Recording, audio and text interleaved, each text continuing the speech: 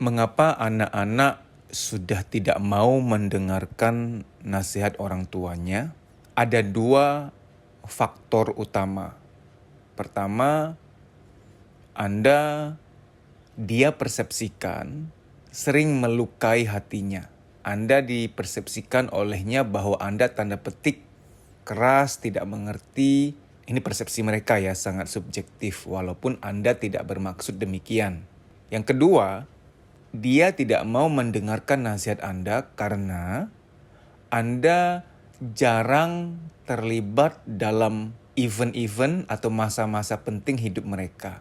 Ketika mereka berbahagia, bersenang-senang, Anda tidak ada di situ. Dia ajak Anda main apa, Anda nggak mau main, alasannya sibuk. Anda jarang ketawa-ketiwi, ngakak-ngakak sama dia. Jarang ada momen kebahagiaan bersama. Nah, itu yang menyebabkan dia merasa Anda jauh sekali. Anda sebagai orang tua bagi dia ada tapi kayak nggak ada. Hadir secara fisik namun tidak hadir secara batin. Nggak ada engagement, nggak ada pertalian, nggak ada bonding.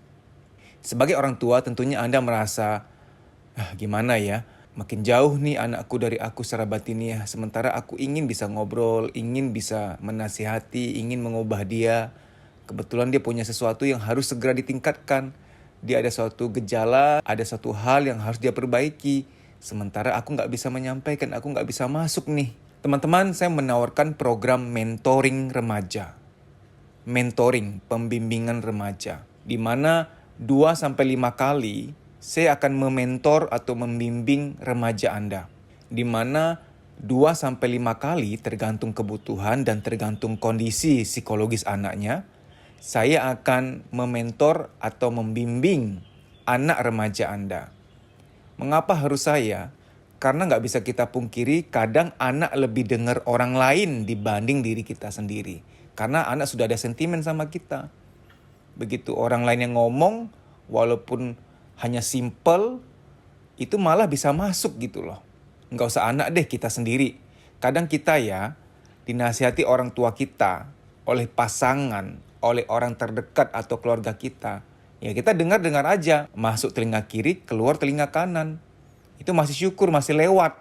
Yang parah, keluarga kita ngomong ke kita, masuk telinga kiri, nggak lewat, nggak nembus, langsung keluar dari telinga kiri juga. Kita terlihat mendengar tapi mental, nggak masuk, nggak lewat. 2-5 kali pertemuan ini, saya akan memberikan sugesti-sugesti positif, motivasi-motivasi positif kepada anak remaja Anda. Dengan teknik-teknik yang sangat menyenangkan.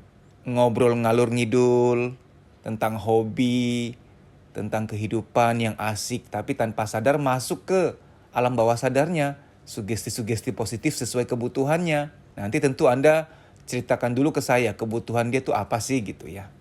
Mas, pasti berhasil nggak program ini? Tidak ada jaminan di dunia ini.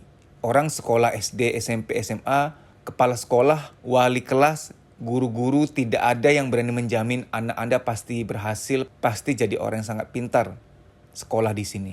Nggak ada yang berani menjamin karena semua tergantung keadaan, tergantung kondisi, tergantung dari anaknya sendiri. Kami fasilitator hanya bisa berusaha semaksimal mungkin. Sama dengan ikut training soul healing yang saya sering adakan di 24 kota. Orang yang benar-benar bisa menikmati kelas dan dapat manfaat adalah dia yang benar-benar open heart, buka hati. Karena banyak faktor ikut training soul healing kok belum maksimal hasilnya. Bisa jadi waktu ikut training, badannya di situ, jiwanya di mana. Dia hadir di training, tapi nggak konsentrasi. Kondisi sedang tidak fit badannya, sedang tidak sehat. Sehingga nggak all out, nggak berada di situ sepenuhnya gitu loh. Banyak faktor lah.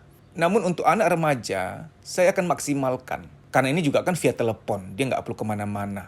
Via WA, audio call, santai, relax di jam yang dia santai. Di awal-awal tentu kita tidak langsung memberikan sugesti atau motivasi. Kita jadi sahabat dulu, ngobrol-ngobrol yang asik dulu, jadi sahabat dulu. Sama anak nggak bisa direct, langsung menasihati, langsung memotivasi. Nah ini yang sering dilakukan orang tua. Nak sini nak, papi mau ngobrol. Nak sini nak, mami mau ngobrol. Itu langsung direct to the point, nggak bisa. Harus ada jembatan, harus ada bungkusnya yang bikin dia tuh nyaman dulu gitu. Bila anak Anda masih remaja, masih banyak kesempatan, terbuka luas kesempatan untuk memprogram, membangun jiwanya dengan baik. Karena kalau dia sudah lulus kuliah, dia sudah dewasa banget, seringkali sudah tidak mudah untuk mengubah karena sistem nilai, belief system sudah terbangun kuat. Apa yang kita bisa investasikan untuk anak, investasikan dari sekarang. Kalau kita sadar kita nggak bisa untuk mendidik, membentuk jiwa anak, ya udah serahkan kepada yang memang berpengalaman, yang memang ada ilmunya, yang memang bidangnya psikologi, serahkan saja. Anda bisa segera mendaftar karena saya nggak bisa membimbing terlalu banyak anak, nanti nggak fokus. Maksimal ya, saya hanya bisa pegang 5-7 anak. Anda bisa WhatsApp ke 0858 1446 1446. Gampang sekali nomornya, 1446 diulang 2 kali ya. 0858 1446 1446. WA-nya begini, mentoring anak, nama orang tua, nama anak, usia anak, lokasi. Mentoring anak, nama orang tua, nama anak, usia anak, lokasi. Lokasi itu hanya sekedar mengetahui aja Anda di Jakarta, di Bandung, di Bogor, Surabaya, Bali, Semarang. Toh juga program ini kan online melalui audio WA call. Di penelitian S3 saya, disertasi saya itu mengenai pengaruh pola asuh, penggunaan situs jejaring sosial atau media sosial, konformitas teman sebaya kepada perilaku remaja melalui variabel mediator kontrol diri, pengendalian diri. Jadi saya meneliti tentang remaja ini sangat mendalam. Melihat dari kontrol dirinya, internal dirinya gimana, pengendalian dirinya, pola asuh yang seperti apa yang mempengaruhi, konformitas teman sebaya. Konformitas ini adalah dia berusaha atau tidak berusaha untuk diterima oleh sahabat-sahabatnya dengan mengikuti atau tidak mengikuti anjuran atau habit mereka. Kan ada tuh anak yang supaya diterima dia ikutan merokok, supaya diterima dia ikutan melakukan suatu habit atau kecenderungan tertentu. Dan pengaruh juga penggunaan sosial media terhadap psikologis remaja, terutama perilaku sosialnya. Penelitian S3 saya ini waktu itu dibimbing oleh almarhum Profesor Dr. Sarlito Wirawan Sarwono. Beliau guru besar psikologi luar biasa, terkenal di Indonesia. Mengapa saya sampaikan ini? Agar Anda tahu ketika saya membimbing remaja, saya ada ilmunya, saya ada penelitiannya. Penelitian saya ini waktu itu, waktu sidang disertasi, itu dihadapkan kepada 3 orang profesor. Dipertahankan di hadapan 3 orang profesor. Jadi tenang, dasar ilmiahnya, pengalaman penelitian, pengalaman selama ini melihat fenomena-fenomena tentang remaja, saya sudah memahami. Jadi semoga dengan ilmu, dengan basis penelitian yang saya pernah lakukan, itu bisa membantu anak Anda. Semoga ya, karena kenapa? Perubahan, pemulihan manusia itu sepenuhnya di bawah kuasa kendali yang maha kuasa. Hanya Tuhan yang memulihkan dan mengubah anak Anda.